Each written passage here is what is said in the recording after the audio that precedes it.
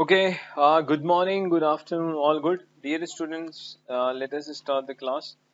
In the last class, if I'm not wrong, I remember I gave you a homework. So let me first write that question which I gave you. The question was, if I'm not wrong, RF 6%, RM 15%, beta equity is 1.75, dividend per share 0.4 in 2020, and dividend per share 0.6 in 2021, and the requirement was calculate P naught. You were supposed to calculate P naught. Let us try to calculate. Let's first calculate the growth rate. G is equal to 0.6 divided by 0.5 minus 1, whatever comes into 100%.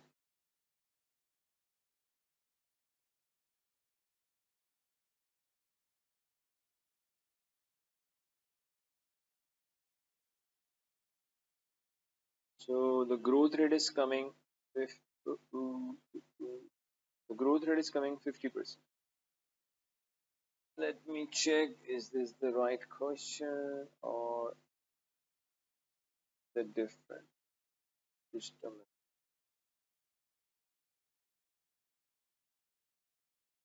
Okay.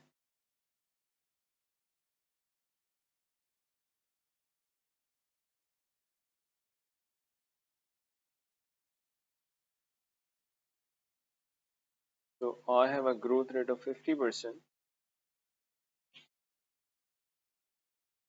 So logically, this little glitch in the question. Let me do little bit correction. Let's change the data. Little bit I want to change the data. So make it 0.44. Just I have changed the data a little bit because there was a little problem. Minus 1. 0.44 over this. The growth rate is coming 10%. Okay. By using CAPM, I can easily calculate K. CAPM is equal to RF plus RM minus RF beta equity. RF. RF I have 6%, 15. Oh, just a minute. Give me a minute. What has pop out? We have to get rid of this message before it's trouble for us. Just a minute, dear student.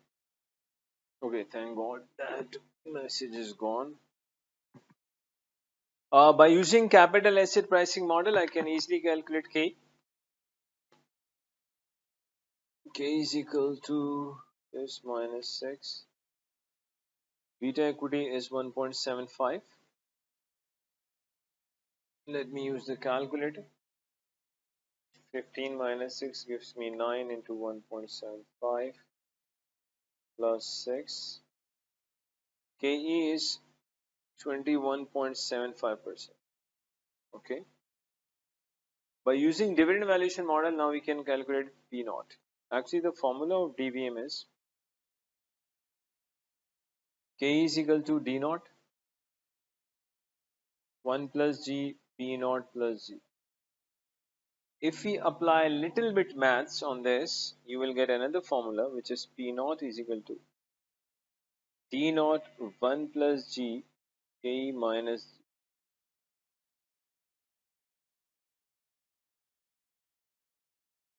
So D naught. Why did I change the question? Because growth rate cannot be more than K. That's the problem. Growth rate cannot be more than KE. So the growth rate is 10%. K is 21.75. D naught is current dividend, which is 0.44 into 1.1. KE was coming 21.75.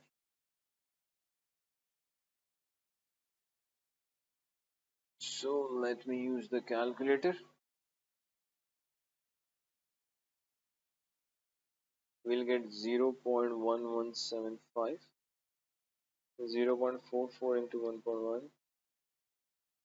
Divide this with 0.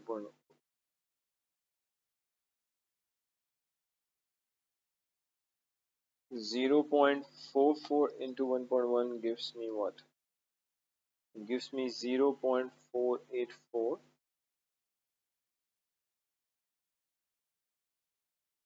So P naught is actually 4.12. So your current share price is coming 4.12.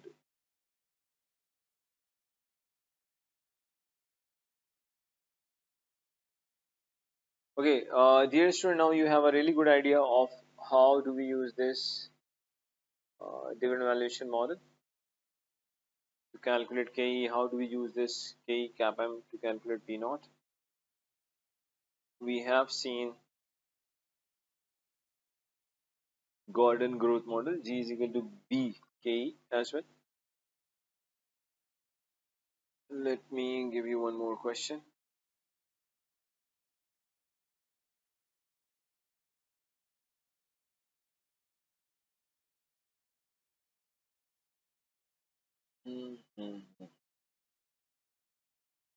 RF is 6%, RM 15, beta equity, let's say we have 1.5, earning per share we have 4, dividend D naught, that is dividend per share we have, let's say 1. Okay, we need to calculate P naught. We just need to calculate P naught. Let's try to calculate P naught. We did discuss in the previous class, there's a Gordon growth model. The formula is G is equal to B K. B is the actually retention ratio. The retention ratio is 1 minus payout ratio. B is actually a retention ratio. For example, if an organization says we pay 40% dividend, if you pay 40% dividend, it means you retain 60%. If a company says we pay 30% as dividend, if you are paying 30% as dividend, it means you are retaining 70%. So how do we calculate B, which is a retention ratio? Simply 1 minus payout ratio gives you the retention ratio. So if I apply this and payout ratio, let me write the formula of payout ratio. Payout ratio is equal to D naught upon EPS. Dividend per share divided by earning per share gives you payout ratio. So B is equal to 1 minus payout. You will get 0.75 retention ratio. By using capital asset pricing model, I can calculate CAPM. RF plus RM minus RF to 1.5. So 9 into 1.5.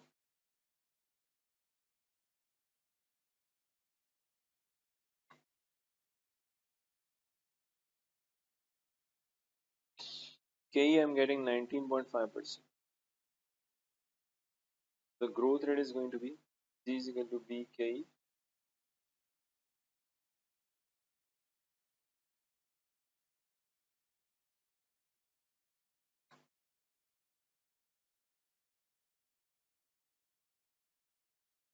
Growth rate is 14.625%.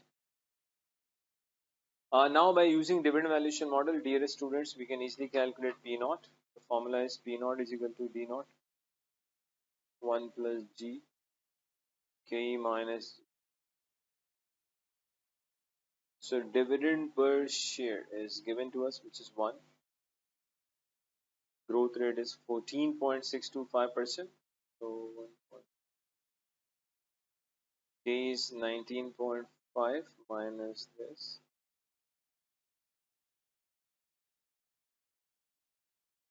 1. Let us check what are we getting.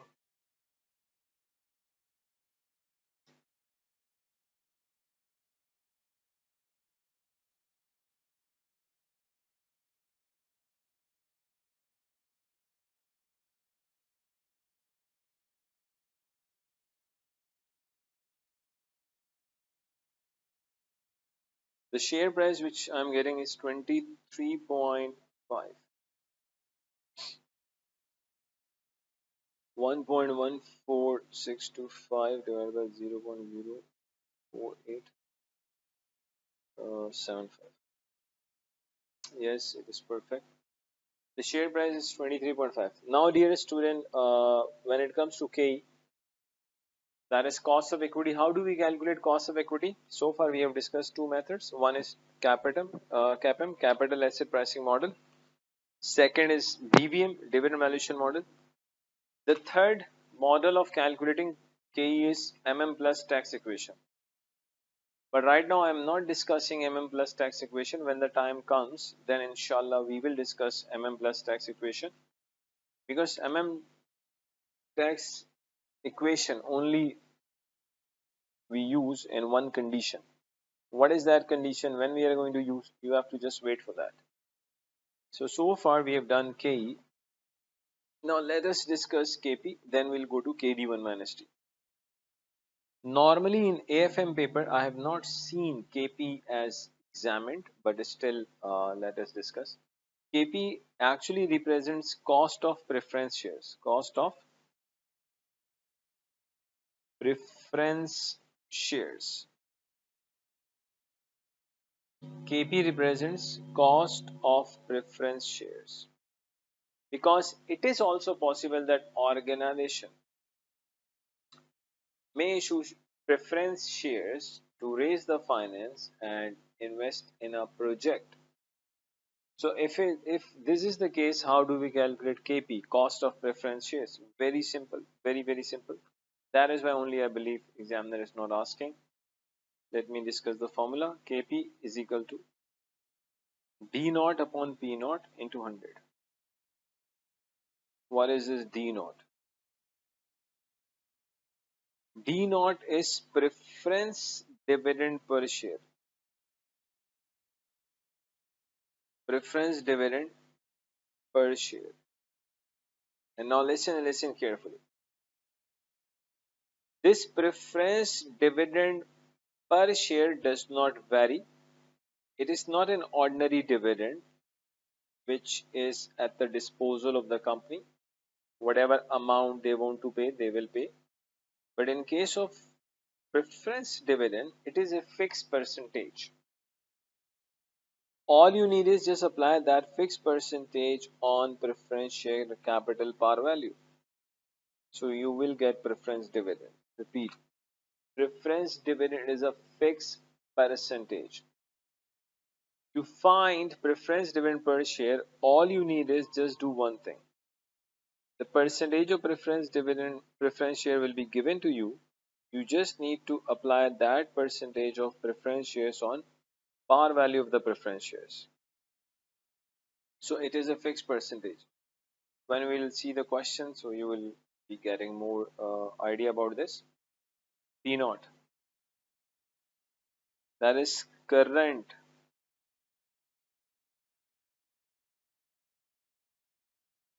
preference share price.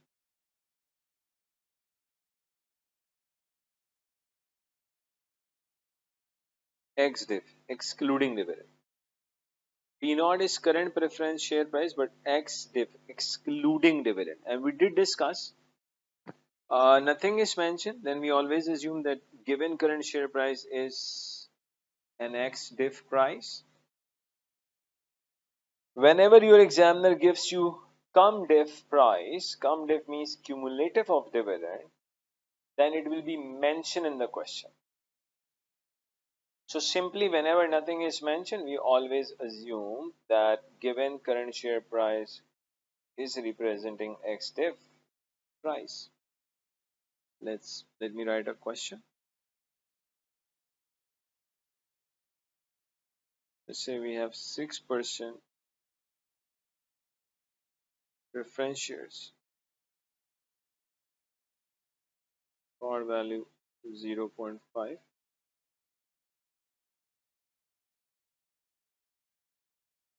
current share price.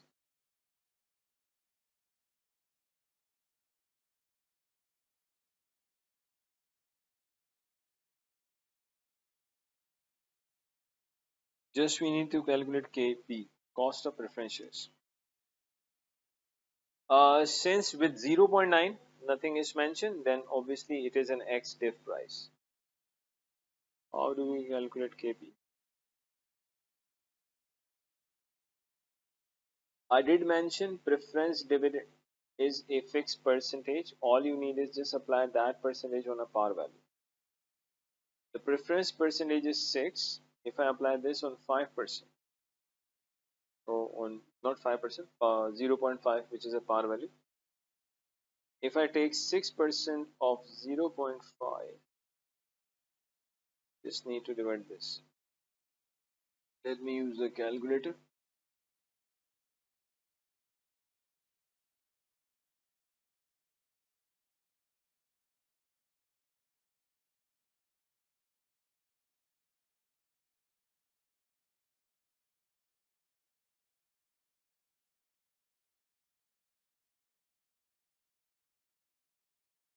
It is coming 3.33%. Let me check once again. 0.5 to the 6%.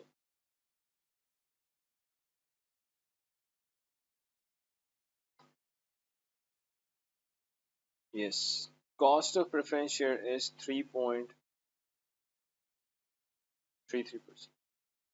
Let's see one more question. We have 4% preference shares, par value assuming 0.5, current share price 0.84, cum diff.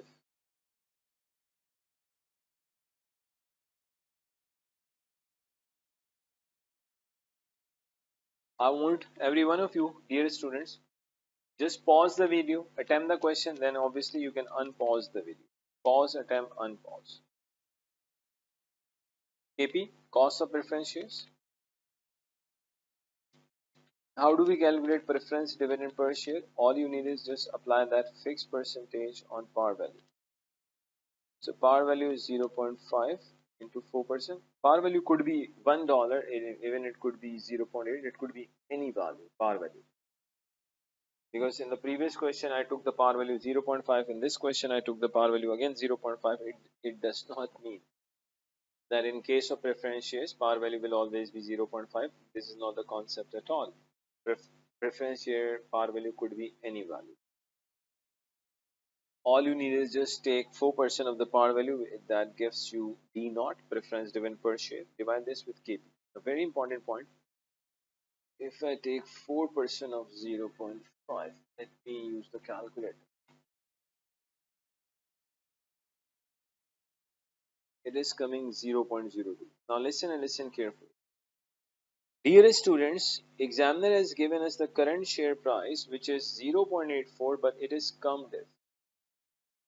We have been given a current share price 0.84, but it is cum diff. In KP formula, we use X diff value. So what we need? We just need to deduct the dividend from the cum diff value to make it X diff. Repeat. You just need to do one thing. We need to deduct the dividend from the cum diff value to make it X diff. So from 0.84, I need to deduct 0.02. It definitely gives me 0.82, not 84, 0.82. Let me use my calculator. Yes, 0.82. So let's see what is the percentage.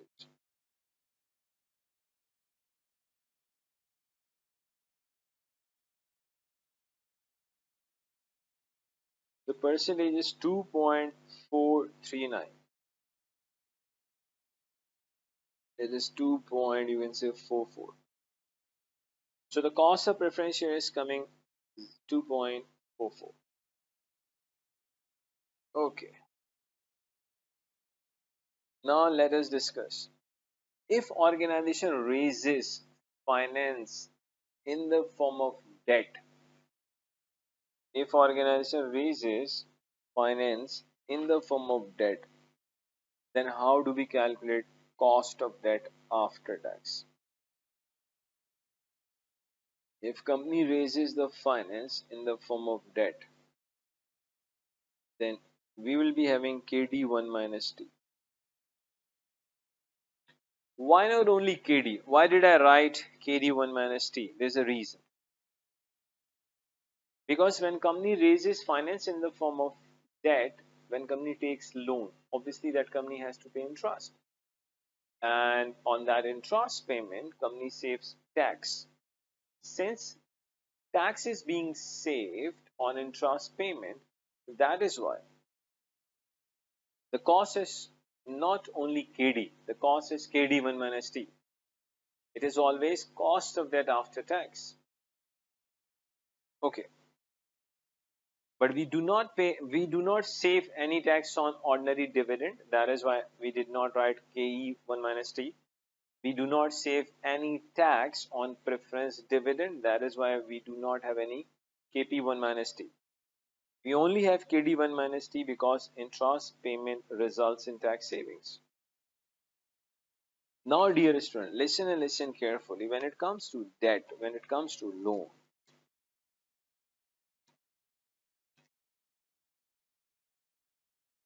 we have different types of debt instruments. Repeat. When it comes to loan, when it comes to debt, we have different types of debt instruments, and in each type of debt instrument, method of calculating KD1 minus T is different. Repeat. When it comes to loan debt, we have different types of debt instrument, and in each debt instrument, way of calculating KD1 minus T is different. So let us discuss. Number one, it is possible that your organization may issue irredeemable bonds.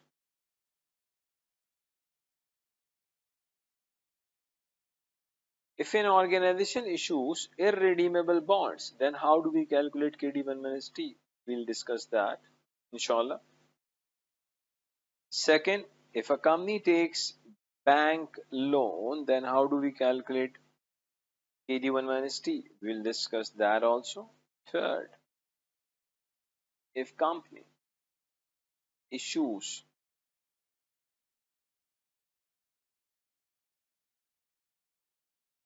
redeemable bonds. If an organization issues redeemable bond, then how do we calculate KD1 minus T? So there are three possibilities. Bond could be irredeemable, bond could be bank loan, bond could be redeemable bond. When it comes to redeemable bond, in that redeemable bond category, actually, we have two types of redeemable bond. The one bond is called straight debt, straight.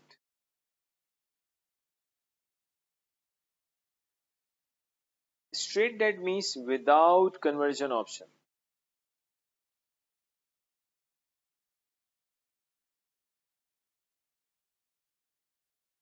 Straight debt cannot be converted into shares.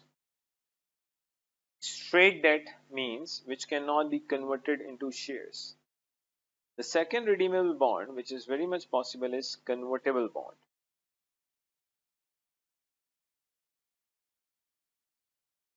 Convertible bond means with conversion option. With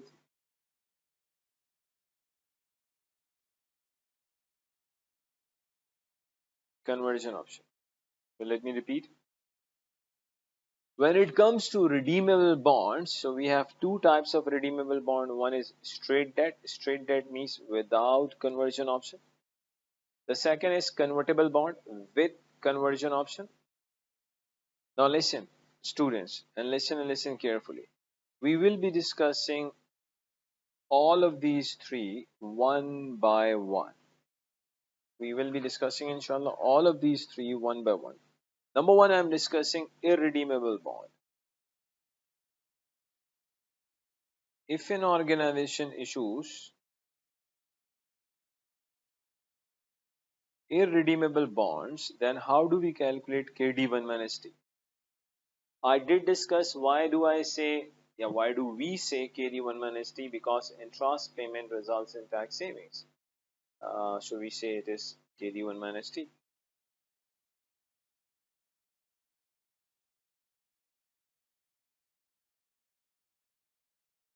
The formula of irredeemable bond is KD1 minus T is equal to I into 1 minus T divided by P naught into 100. Obviously, KD1 minus T, we know that is cost of debt after tax.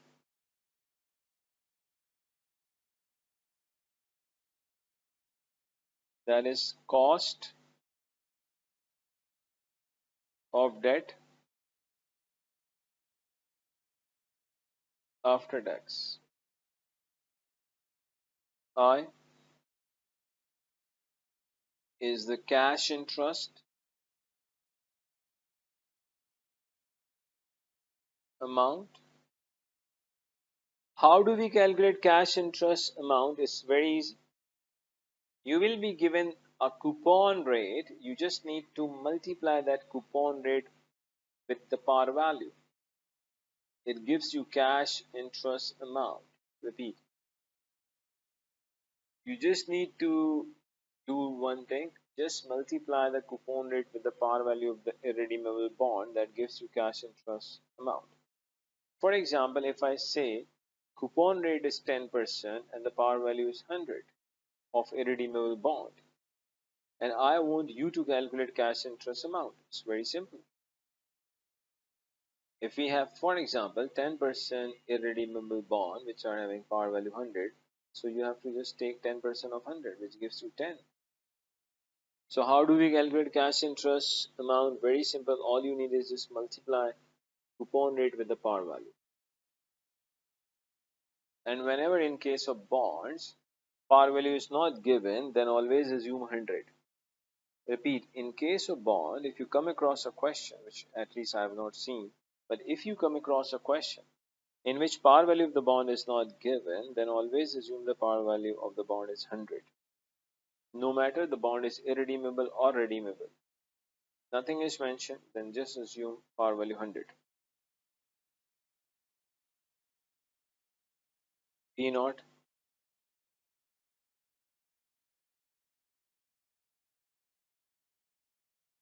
that is current bond price. This time it is X interest. This is current bond price, but this time it is X interest. For come interest, examiner will have to write come interest. T in the formula is obviously representing tax rate. So KD1 minus C is cost of debt after tax. I is the cash interest amount. P is the current bond price, X interest. T is the tax rate in the formula. Let us apply this on a question.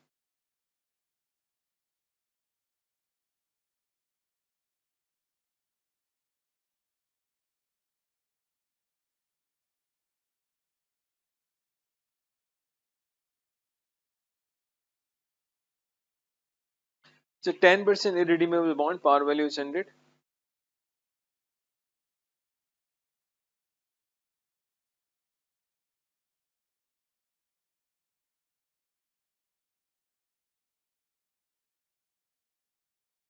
We have current bond price 125, but this is cum div. Cum div means cumulative of dividend, which includes dividend as well.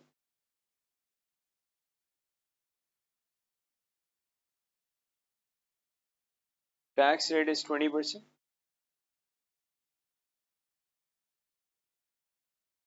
The requirement is you just need to calculate KD1 minus T.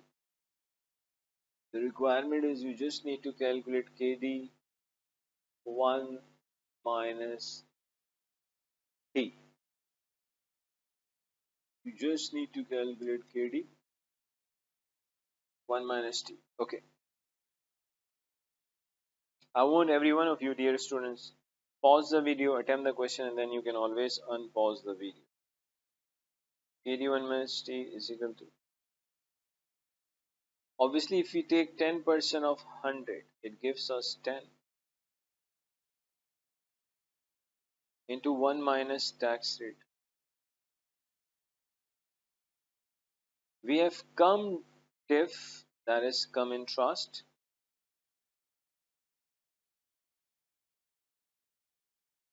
From this 125, you just need to deduct interest. It gives you X interest 115. This gives you X interest value 115. 200. Let's see what are we getting. Let me use the calculator.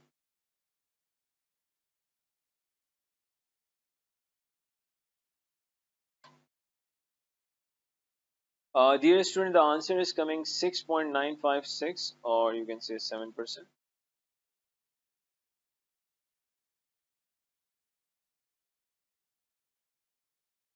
So KD1 minus C of this question is just 7%. We just need to use a simple formula, nothing else. Calculating irredeemable KD1 minus C of irredeemable bond is very simple.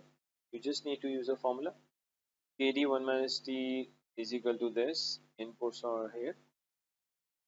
Now let's talk about bank loan. If an organization takes bank loan, if an organization takes bank loan, then how do we calculate KD1 minus T? The most easiest KD1 minus T according to me is bank loan, because all you need is just do one thing. KD1 minus T is equal to interest rate on bank loan. Just multiply that rate with 1 minus T. For example, if I say we have 10% bank loan, and I'm telling you the tax rate is 30%. It's a very simple question. 10% is bank loan, tax rate is 30%. I need to calculate KD1 minus T. So I'm going to write 10%, which is bank loan, into 1 minus tax. So you will get KD1 minus T 7%. So dear students, calculating KD1 minus T of bank loan is the easiest job in AFM, obviously. All you need is just take the percentage of the bank loan and multiply that with 1 minus T. Actually, the main area which we need to discuss is when an organization issues redeemable bond, then how do we calculate KD1 minus T? That is the one from where I'm going to start the next video. Today's video is a little bit short video. And from here onwards, dear students, not to worry. I will try my best to record the lectures as soon as possible and upload on the portal as well. There was a little bit delay, but from here onwards, you will find lectures very frequently uploaded on the portal. So in the next class, dear student, we will start from here. That how do we calculate KD1 minus T of a redeemable bond? So thank you very much for watching this lecture. Have a nice life. Thanks a lot.